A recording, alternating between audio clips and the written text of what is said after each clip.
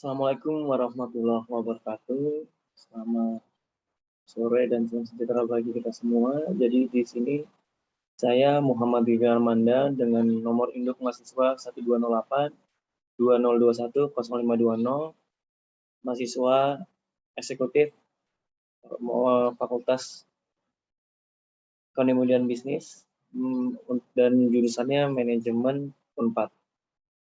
Di sini saya akan mempresentasikan analisis quarter 5 force terkait footwear industri, yang dimana footwear industri nanti ini ada 5 industri. Yang pertama nanti industri sepatu di merek Nike, Adidas, kemudian Asics, Saucony, dan Hoka.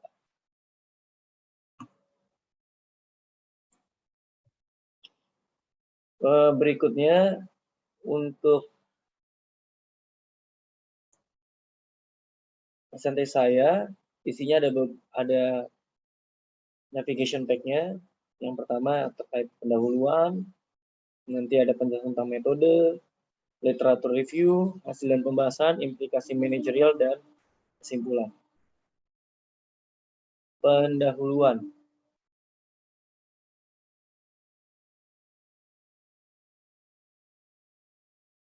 Jadi pendahuluannya kenapa saya mengambil ini, industri sepatu itu kan atau alas kaki merupakan salah satu industri yang paling kompetitif di dunia, yang banyak pemain dan pemimpin pasar yang saling bersaing untuk mendapatkan pasar yang sebesar-besarnya secara internasional. Dalam artian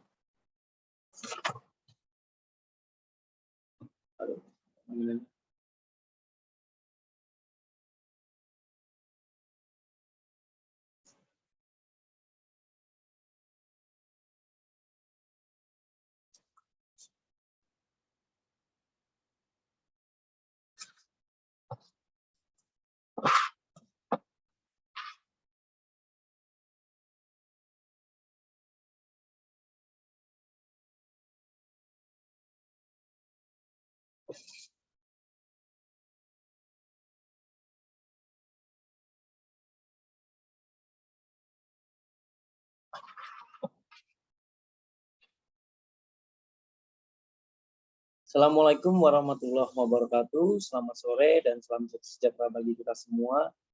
Saya Muhammad Ridha Armanda, mahasiswa FEB Unpad, jurusan manajemen, tepatnya eksekutif manajemen, akan mempresentasikan hasil analisa quarter 5 force untuk footwear industry.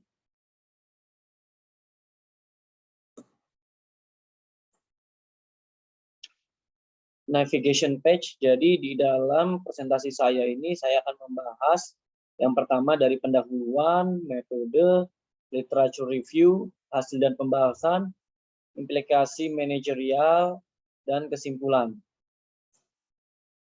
Yang pertama, pendahuluan.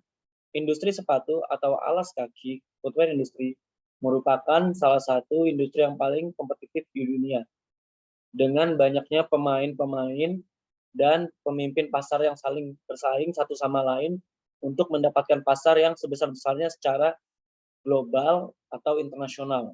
Jadi tidak sebatas dalam lingkup domestik saja. Industri sepatu merupakan industri yang memiliki sejarah yang mapan dan cukup baik ya, dari tahun ke belakang hingga di tahun seperti sekarang.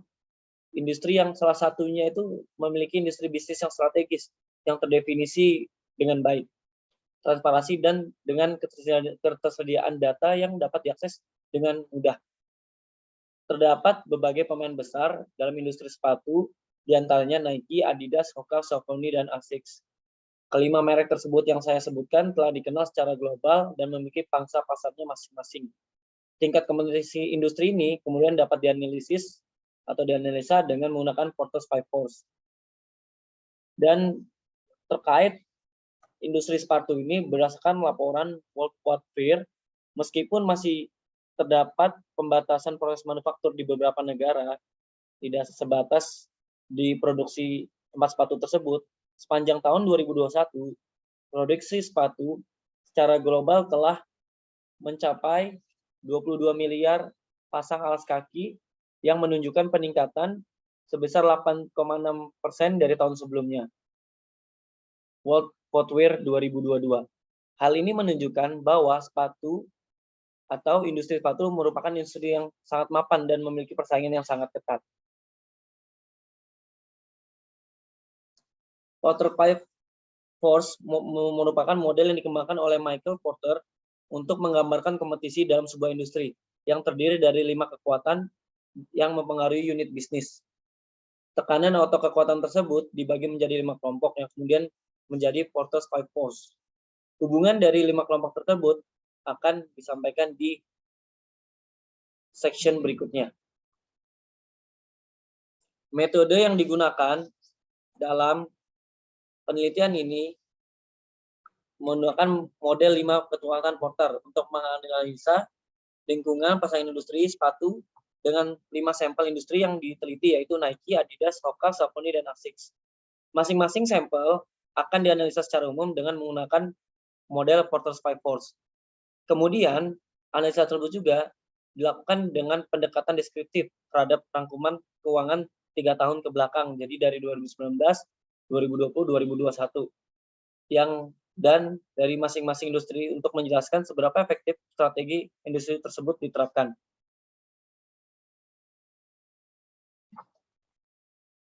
Literature review. Yang pertama, ancaman substitusi. Ancaman substitusi berkaitan dengan kemungkinan pelanggan untuk dapat menemukan pengganti untuk produk atau jasa yang disediakan oleh perusahaan. PEM 2020. Jadi, industri sepatu alas kaki menyediakan berbagai jenis sepatu yang dipilih pelanggan.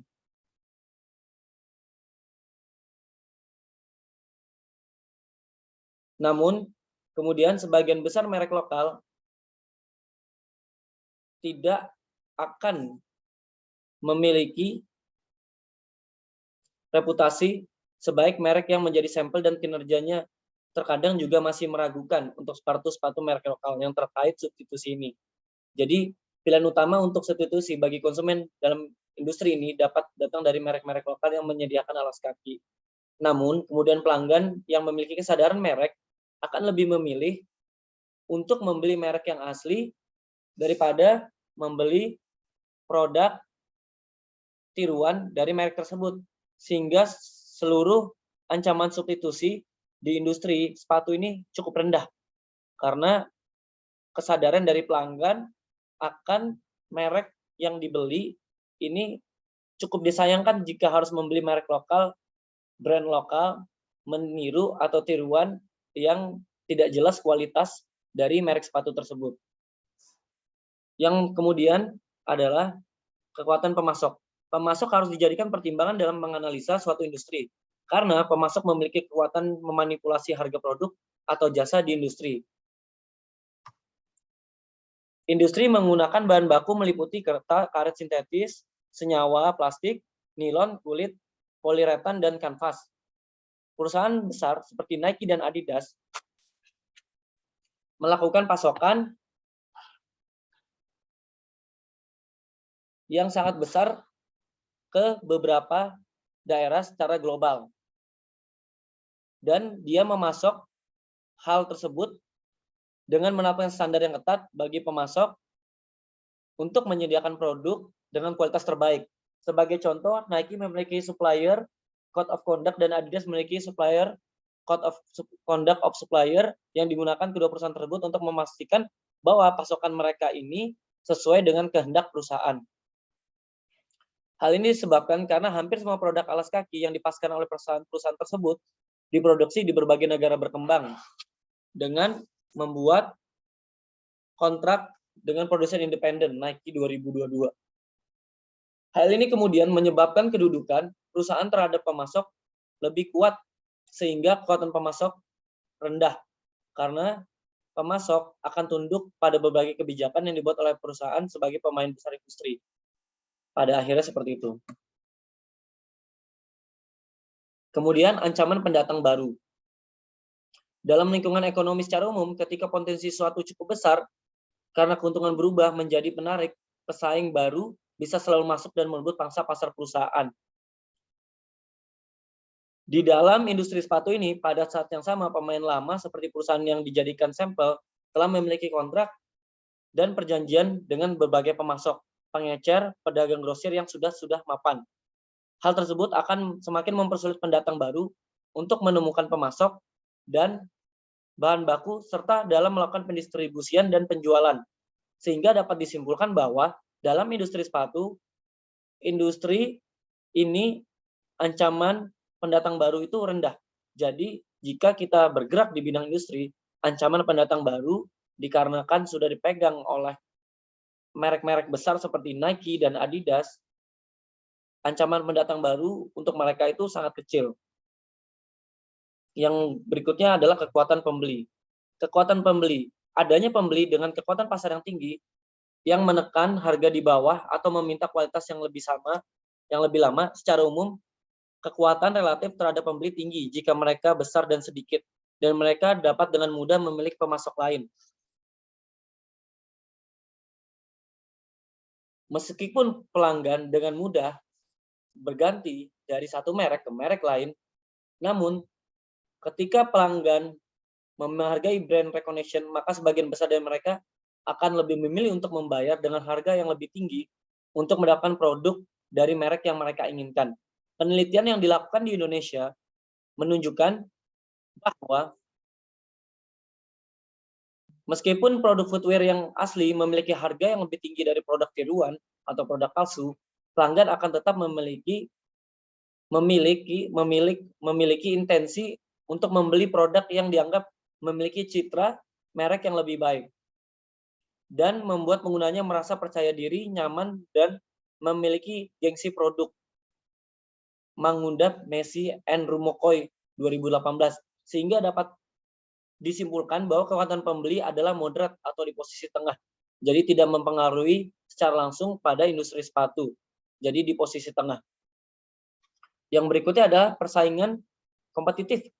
Faktor penting berikutnya yang harus dipertimbangkan adalah efek dari persaingan yang ada di dalam pasar. PAM 2020. Probabilitas suatu industri dapat dipengaruhi oleh tingkat-tingkat persaingan atau pesaing yang ada. Jadi, kalau kita melihat dari persaingan kompetitif di industri sepatu, maka dapat dilihat kalau persaingan kompetitif di antara sepatu ini tidak terlalu besar karena mereka memiliki pangsa pasarnya masing-masing.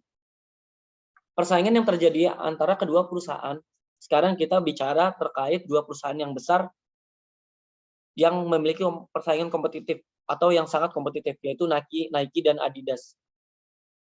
Persaingan di industri sepatu ini sebagian besar bukan mengenai persaingan harga, atau paling tidak pada persaingan yang terjadi di antara pemain besar yang sudah mapan seperti Nike dan Adidas.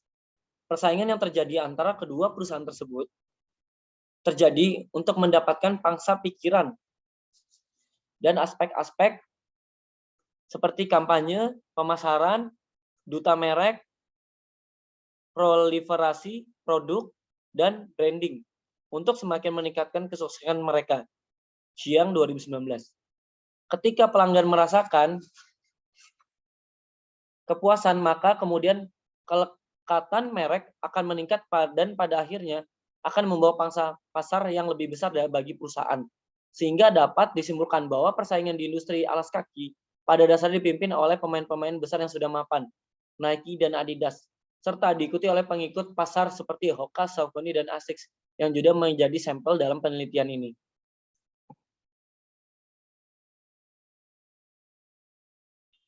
Hasil dan pembahasan. Ancaman substitusi. Industri alas kaki menyediakan berbagai jenis sepatu yang dapat dipilih pelanggan. Selanjutnya, untuk jenis sepatu atletis, yang utama yang disediakan oleh sampel penelitian ini, terdapat beberapa pengganti. Namun, dengan tingkat substitusi yang cukup, dan sepatu lari tidak mungkin ada penggantinya. Ini seperti yang sama saya jelaskan sebelumnya, terkait ancaman substitusi yang saya tulis lebih rinci di hasil dan pembahasan. Jadi ancaman substitusi dapat datang dari produk tiruan. Namun untuk efek ancaman substitusi ini tergolong rendah karena kesadaran pelanggan untuk membeli merek yang asli seperti itu. Kekuatan pemasok itu juga sama, tidak jauh berbeda dengan perusahaan lainnya. Di kekuatan pemasok ini dipengaruhi, tidak terlalu banyak pengaruh karena dia masuknya ke arah moderat seperti yang saya jelaskan sebelumnya. Ancaman pendatang baru. Ancaman pendatang baru juga akan susah ketika masuk untuk menggeser pasar-pasar yang sudah besar. Karena konsumen produk alas kaki pada dasarnya memutuskan pembelian berdasarkan pada preferensi yang dibangun berdasarkan nama merek. Kebanyakan seperti itu di pasar ketika customer mau membeli sepatu di industri sepatu lebih tepatnya, pasti akan melihat merek atau nama yang sudah besar seperti Nike dan Adidas. Kekuatan pembeli seperti yang saya sudah sampaikan sebelumnya memiliki pengaruh tapi tidak terlalu signifikan. Dan terkait persaingan kompetitif sudah saya jelaskan juga sebelumnya. Jadi persaingan kompetitif ini hanya mempengaruhi dua yang besar yaitu Nike dan Adidas. Kemudian diikuti oleh pesaing-pesaing lainnya seperti Hoka, Saucony, dan Asics. Hasil dan pembahasan terkait sales dan total aset. Di sini di sales kita dapat melihat Nike di 3 tahun terakhir dari 2019 ke 2021 mengalami peningkatan yang cukup signifikan dalam penjualan salesnya dibanding dengan Adidas, Hoka, Saucony, dan Asics. Dan total aset yang kita lihat juga dari Nike selama tahun ke tahun memiliki perkembangan atau kenaikan yang sangat signifikan dari 4 pesaing industri sepatu lainnya. Ketika kita melihat Adidas, itu ada penurunan di 2021. Pengaruh penurunan ini bisa disebabkan oleh banyak faktor. Faktor daya beli masyarakat atau daya beli customer, bisa juga faktor-faktor lain yang mempengaruhi sehingga penurunan penjualan atau total aset pada Adidas. Hoka mengalami peningkatan namun tidak signifikan. Saucony juga mengalami penurunan di tahun kedua di 2020 tapi mengalami peningkatan kembali 2021 walaupun cukup kecil, maksudnya dalam artian tidak signifikan. Dan untuk Asics juga mengalami peningkatan di 2020 namun mengalami penurunan yang cukup menurut saya itu signifikan di 2021. Gross profit dan net income. Di sini kita dapat lihat Nike memiliki laba kotor yang lebih besar di 2021 ketimbang di 2020 dan 2019. Di 2019 cukup stabil di angka 17.000 sehingga dan mengalami penurunan di 2020 namun mengalami peningkatan signifikan di 2021. Untuk Adidas, dia mengalami profit yang cukup tinggi di 2019, mengalami penurunan di 2020 dan mengalami peningkatan kembali walaupun tidak cukup signifikan di 2021. Untuk Hoka mengalami peningkatan yang tidak signifikan, namun secara tahun-tahun mereka memiliki gross profit yang cukup lumayan, walaupun masih di bawah pasarnya Nike dan Adidas. Saucony juga begitu, mengalami peningkatan di 2021, namun mengalami penurunan di 2020 setelah 2019. Untuk Asics ada penurunan di 2020, namun tidak terlalu signifikan.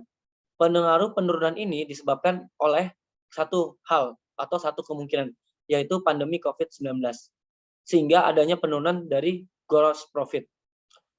ketika kita melihat net income dalam million US dollar, Nike di 2020 mengalami penurunan yang sangat signifikan dari 4.000 US dollar menuju 2.200 sampai 2.400 US dollar.